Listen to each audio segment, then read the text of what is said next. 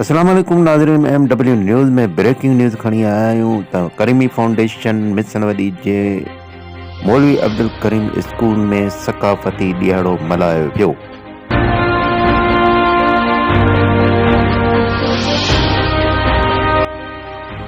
सकाफ़ती तक़रीब खे creamy foundation जे chairman doctor Abdurrahman निगारी ख़िताब कयो।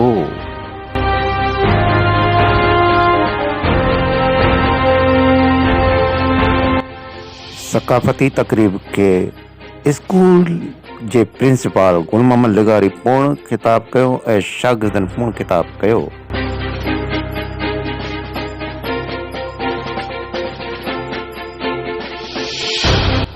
तक़रीब के मुक़र्रिरीन ख़िताब कंदे चयो त सकाफ़ती ॾींहुं मल्हाइण जो मक़सदु इहो आहे त उभरंदड़ नस्ल खे ख़बर पवे त असांजी सकाफ़त छा आहे।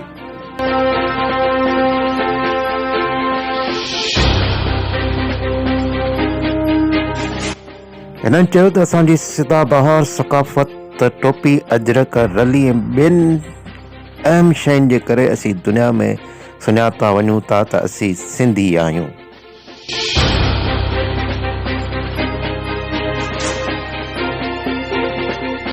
हिननि चयो सिंध जे विरागे जा ख़्वाब ॾिसण असांजी हयाती ताईं विरागे जा ख़्वाब ॾिसण बंदि करे छॾी।